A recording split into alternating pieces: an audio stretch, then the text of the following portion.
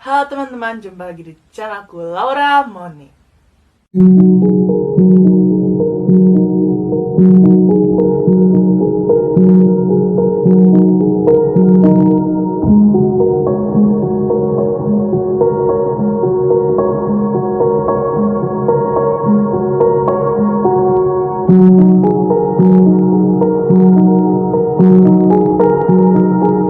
Terima kasih buat yang udah like, subscribe, and share video-videoku.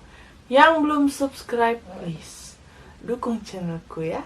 Jangan lupa subscribe and share video-videoku. Di video kali ini, aku mau bercerita tentang kronologis pembunuhan yang terjadi di kota Pangkal Pinang. Pembunuhan mayat dalam karung di penginapan Dewi Residen 2 Kacang Pedang, kota Pangkal Pinang, akhirnya terungkap. Korban bernama Ayu Carla, usia 29 tahun, ditemukan tewas dalam karung pada hari Sabtu tanggal 14 November 2020 jam 9 pagi. Siapakah Ayu Carla? Bagaimana kronologi pembunuhannya?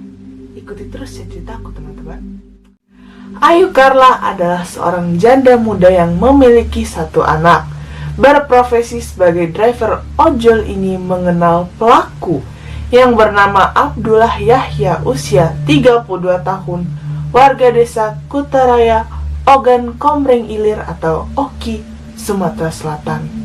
Melalui aplikasi pertemanan micet pada tanggal 9 November 2020. Pada waktu berkenalan, pelaku yang sudah beristri ini mengatakan kepada korban kalau dia adalah seorang bujangan, pegawai bank dan memiliki gaji yang besar. Pelaku ini juga berjanji untuk menikahi korban.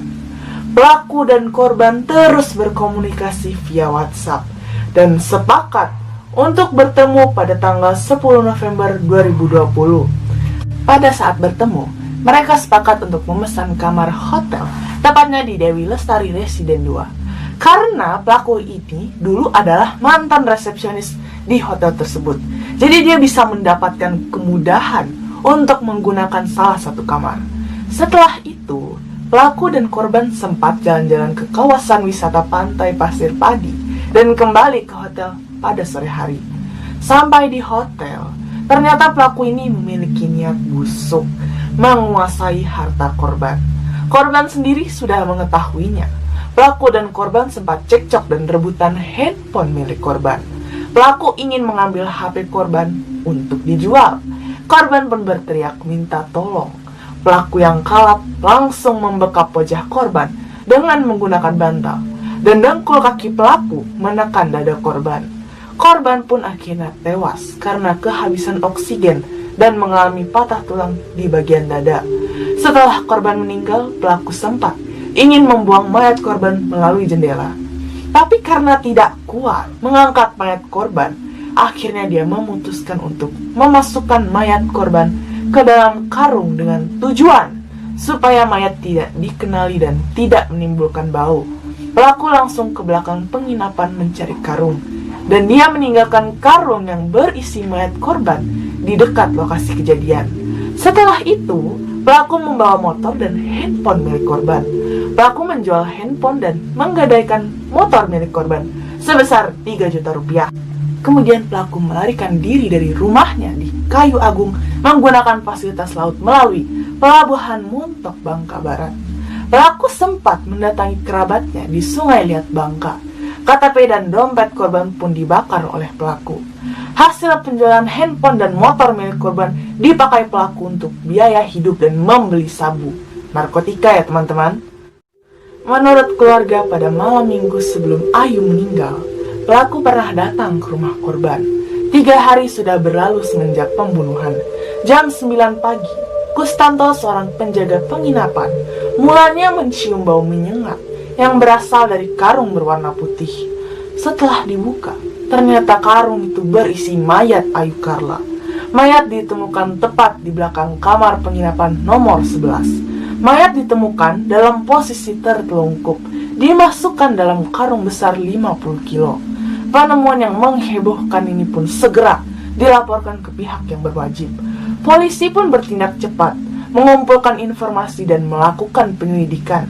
Tim gabungan yang terdiri dari tim Naga Polres Pangkal Pinang bekerja sama dengan Jatandras Polda Sumsel dan Busar Polres Ogan Komering Ilir dan Polsek Padamarat Timur, serta jajarannya akhirnya berhasil menangkap pelaku. Tanggal 19 November 2020 jam 11.30 siang, pelaku berhasil ditangkap saat sedang tidur di rumah temannya di desa Pulau Gronggang, Kecamatan Padamarat Timur, Oki, Sumatera Selatan. Kaki kiri dan kanan pelaku terpaksa ditembak karena berusaha kabur saat ditangkap. Karena perbuatannya, pelaku dikenakan pasal 338 KUHP Subsidiar, pasal 365 KUHP ayat 3 dengan ancaman maksimal masing-masing pasal 15 tahun penjara. Namun kakak korban mengaku tidak puas dengan ancaman hukuman yang diberikan kepada pelaku pembunuhan adiknya itu.